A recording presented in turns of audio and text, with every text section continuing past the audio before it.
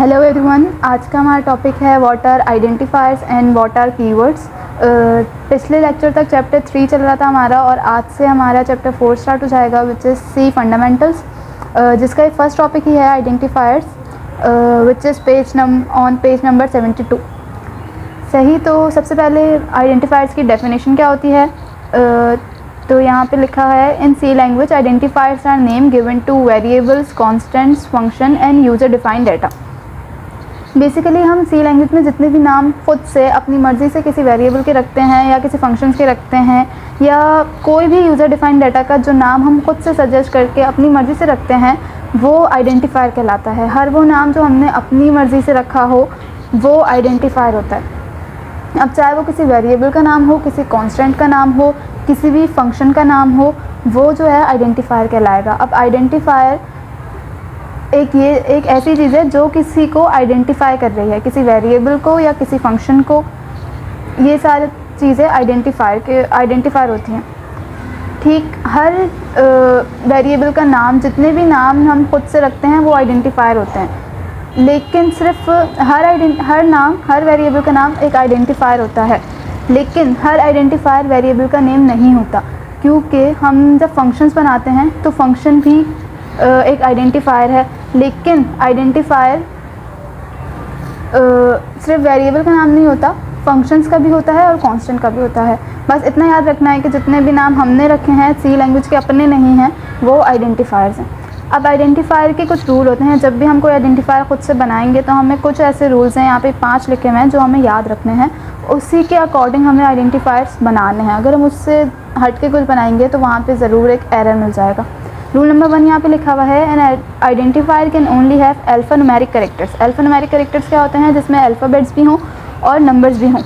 अब वो small alphabets भी हो सकते हैं, वो कैपिटल अल्फ़ाबेट्स भी हो सकते हैं, और वो 0 से लेकर 9 तक कोई भी नंबर्स हो सकते हैं।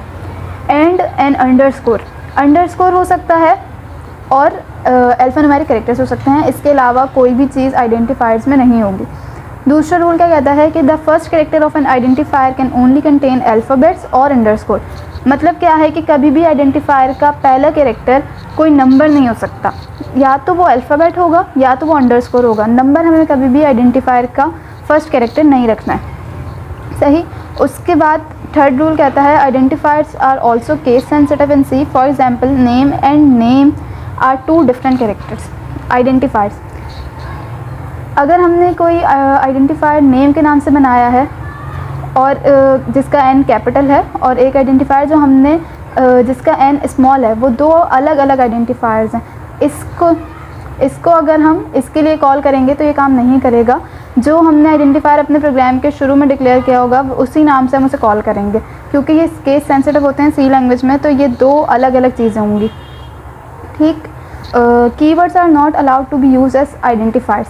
अभी कीवर्ड्स क्या होते हैं, कीवर्ड्स मैं आगे के टॉपिक में बता दूंगी कीवर्ड्स क्या होते हैं।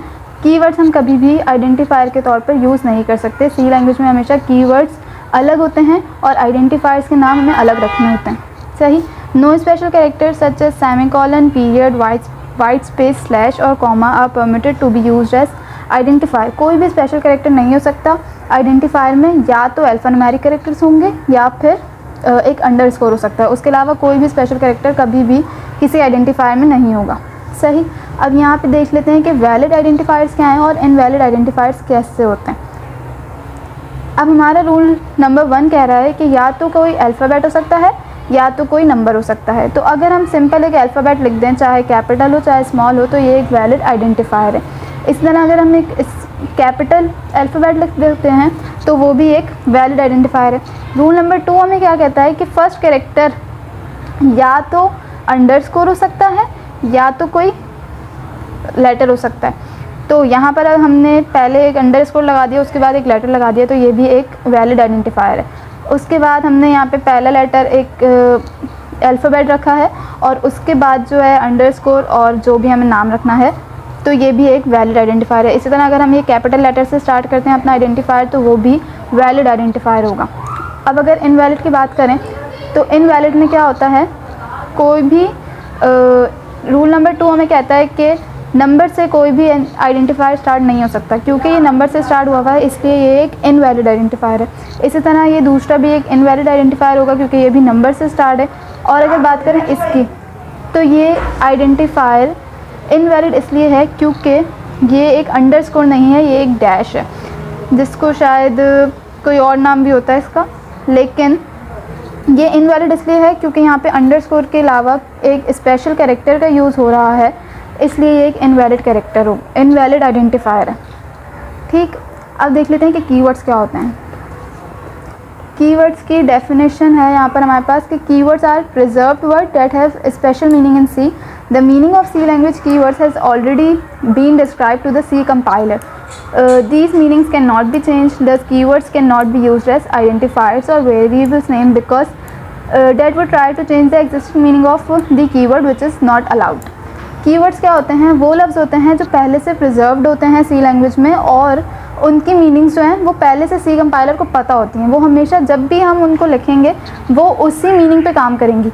अगर हम उसे अपने इस्तेमाल के लिए अपनी ज़रूरत के लिए इस्तेमाल करना चाह रहे होंगे तो वो नहीं कहे होंगे, क्योंकि उनकी मीनिंग फिक्स्ड की हुई है सी लैंग्वेज में। उनकी मीनिंग्स हमेशा वही रहेंगी जो सी लैंग्वेज के कंपाइलर को हमने पहले से बता दी हैं।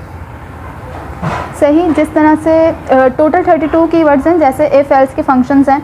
इफ़ एल्स कभी भी आप अपने वेरिएबल का नाम नहीं रख सकते क्योंकि ये एक कीवर्ड है, और कीवर्ड क्या है कि इफ़ को हमेशा पता है कि जहाँ पर हमें कोई कंडीशन लगानी होगी, चाहे वो किसी भी किस्म की कंडीशन हो, हमेशा वहीं पे वो यूज़ होगा जहाँ पे कंडीशन लगाई है। अब हम कभी भी उसको अपने वेरिएबल के नाम के तौर पे इस्तेमाल नहीं कर सकते क्योंकि वो एक कीवर्ड है। इसी तरह स्विच केस स्टेटमेंट्स हैं, स्विच है, केस है, फ्लोट, इंटीजर, इस तरह के बहुत सारे हैं, कुछ मैंने यहाँ लिखे हुए हैं, टोटल 32 हैं। तो इस तरह के जो भी वर्ड्स होंगे, कीवर्ड्स होंगे, वो कभी भी वेरिएबल के नाम नहीं हो सकते। हमेशा वेरिएबल्स के नाम अलग होंगे और कीवर्ड्स अलग होंगे। अगर हम वेरिएबल के नाम के लिए कीवर्ड्स इस्तेमाल करेंगे तो वो एक एरर हमें जनरेट कर देगा और कहेगा कि आप अपना वेरिएबल का नाम चेंज करो। ठीक, तो कीवर्ड्स क्या होते हैं और आइडेंटिफायर्स क्या होते हैं ये पता चल गया हमको। अब आइडेंटिफायर्स नेक्स्ट वीडियो में डाटा टाइप स्टार्ट करेंगे, और अभी तक के लिए इतना ही।